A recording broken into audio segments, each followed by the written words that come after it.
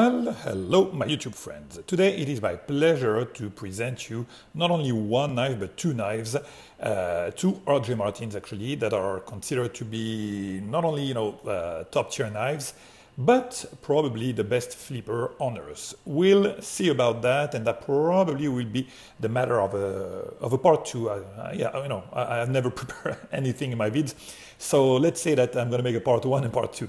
Part one, I'm going to try to make the review about those two beautiful knives. Then we're going to discuss about the merits of their flipping action, and if ever, in my opinion actually, that's no more than that, if ever I can consider that for me as the best flipper on earth. But first of all, let's talk about those two beautiful knives, because that's what they are, beautiful knives, no doubt about that. And even before that, I want to pay a tribute. A tribute to a buddy of mine, a dear friend of mine, Mr. Apostolos Iapos. Every one of you should, if you don't know him, I suggest that first you check Instagram, because I think that there is no way to evolve in this knife community without checking Instagram, and then you will find for sure Apostolos Iapos. He's the king of the RJs, the king of the MSCs. He's got one of the best collection I've seen on knife. He's got a true OCD when it comes to knife, and when he buys one, he doesn't know how not to make a collection, at the very least for the RJs and for the MSCs. So I almost killed myself, I don't know why. So this gentleman knew that I wanted to have an RG, and so like that, out of the blue, and out of friendship, he decided to send me one RG. So that's what I was supposed to get one RG, this one, the Q36. But when I received the package, there was a little note, a friendly note, saying that two RJs are better than one. Of which I tend to concur, Mr. Apostolos.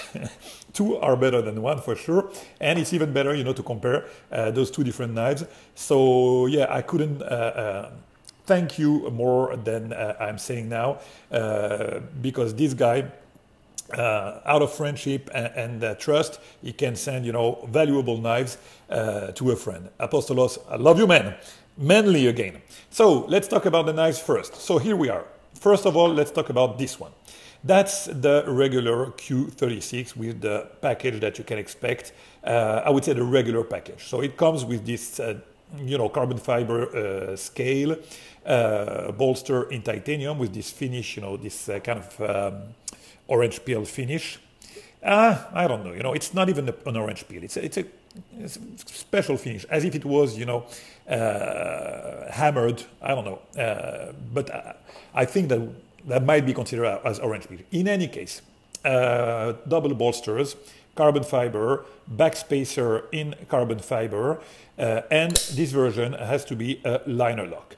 I'm saying liner lock because per se, when you hold the knife in hand, you don't hold the frame, you hold those pieces of carbon fiber and the bolsters, but this actually is a frame lock. Look at that. I mean, I have here the other one, which is a frame lock.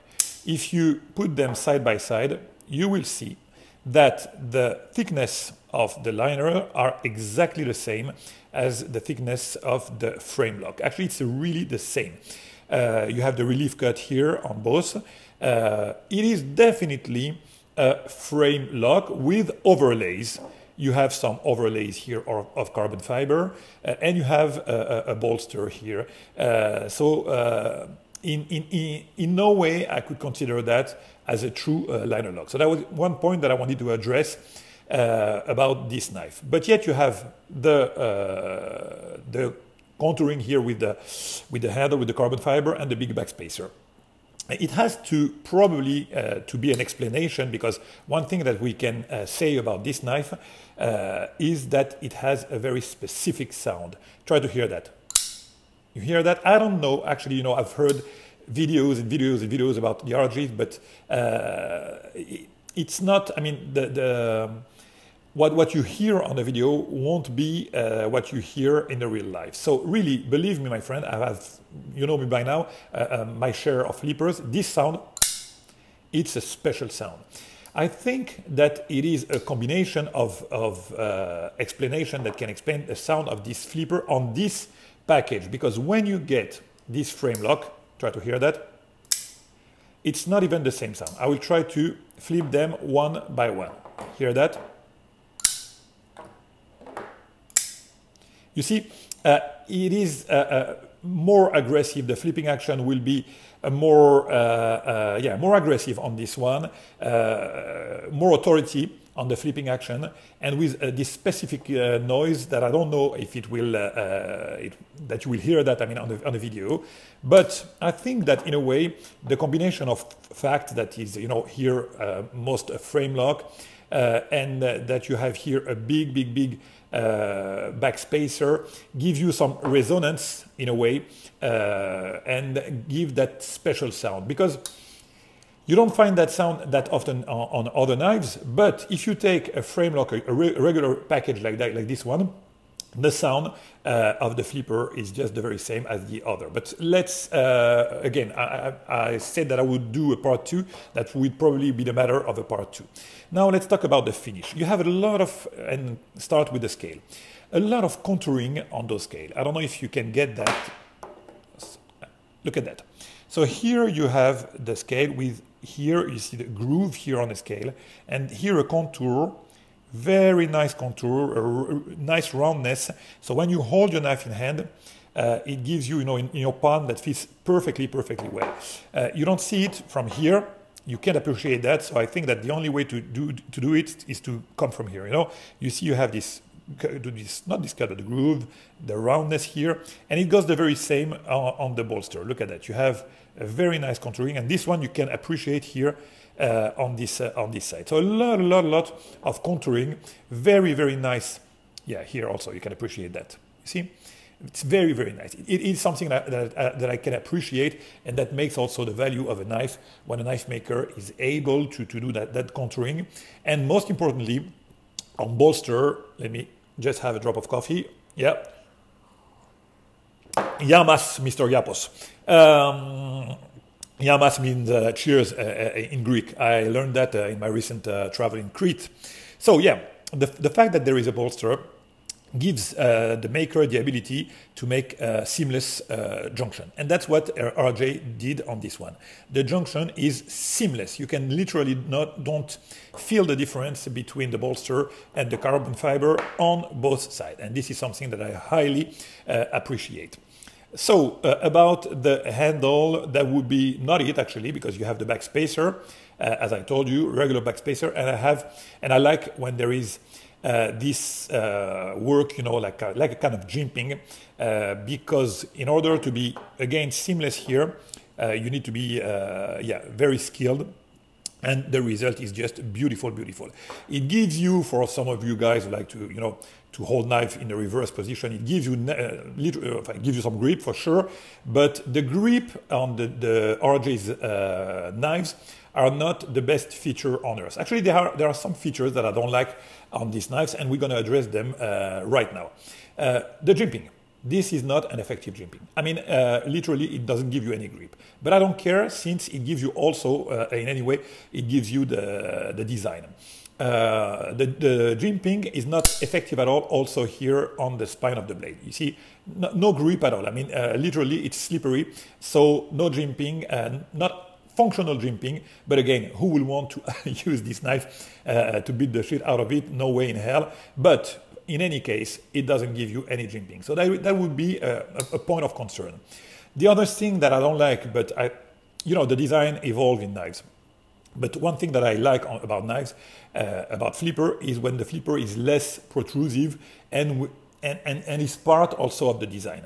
This is not a part of the design. This is just a regular flipper like that, no jimping, just a tab like that. And to be honest with you, this is something that in time, when he did that, I don't know if there were this concern about design and everything, but It's a functional one because, yeah, you see, you couldn't miss a flipping action with this one, but the design is not to my liking. Not at all, not at all, not at all. Sorry about that. 3, not at all.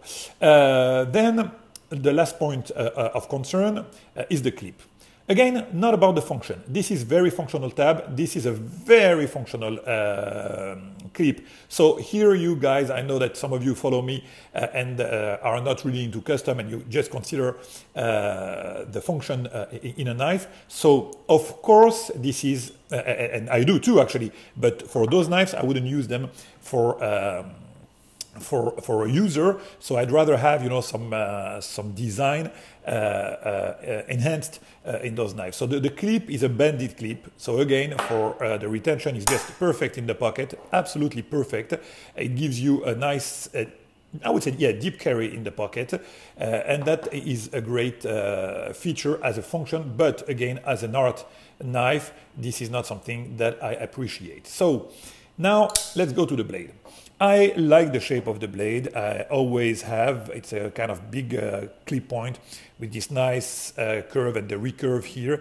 Yeah, it's really organic, and you can tell that this knife, I like those, I like, you know, big nightmare grinds and everything, but also I like those organic blade shape, and this is something to my liking. You see that the nice curve that you have here with the small flat, and you have the hollow grind that starts from the very top of the blade and finishes here with a nice edge, and it cuts like hell.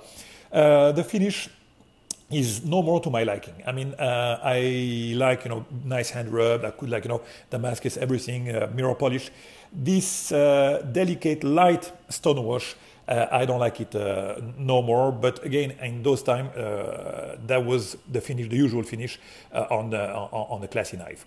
The metal is the Carpenter 204, which is a very nice steel used by Martin and also by Mixed Strider for his MSC. So I think that Mr. Apostolos, you like this steel. I do too, actually. Very nice steel.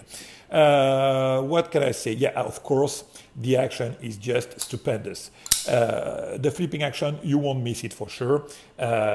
Very strong and positive detent. Very strong. Of course, it runs on bearing. Of course, as you can expect, you know what?